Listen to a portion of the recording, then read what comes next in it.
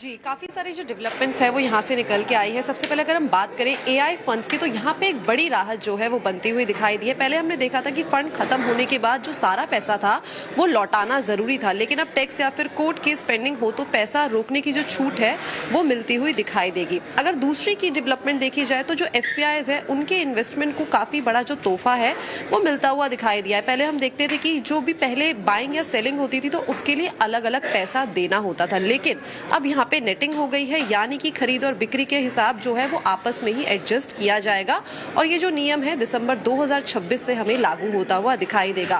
और social impact की जैसे यहाँ पे अभी सेबी चेयरमैन ने भी बात की है, अब वो कम से कम जो है वो हो गया है 1000 रुपए का, जो कि पहले था 2 लाख रुपए का, यानी कि जो आम आदमी है वो अब सोशल इम्पैक्ट थीम्स में भी इन्वेस्ट जो है वो कर पाएगा। वहीं अगर हम बात करें इंफ्रास्ट्रक्चर फंड की, तो यहाँ पे भी बड़ी राहत जो है वो मिलती हुई दिखाई दी है। प्रोजेक्ट खत्म होने के बाद भी फंड जो है पहले फंसा रहता था, लेकिन अब 1 साल का जो टाइम है वो मिलता हुआ दिखाई देगा नया प्रोजेक्ट लेने के लिए।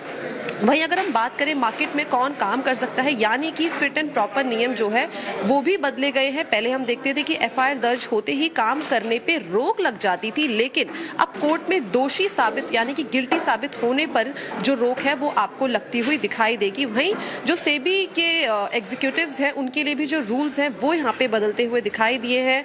अब जो रूल्स है वो सेबी चेयरमैन के लिए जो है वो शेयर्स नहीं खरीद सकते हैं, परिवार के लिए यानी कि जितने भी स्पाउसेज हैं, फैमिली मेंबर है, उनके लिए भी जो रूल्स हैं वो लागू होते हुए दिखाई देंगे। तो काफ़ी सारी की डेवलपमेंट जो यहाँ पे हमें देखने को मिली है, जहाँ से हमें ईज ऑफ डूइंग बिजनेस जो है वो होता हुआ दिखाई देगा।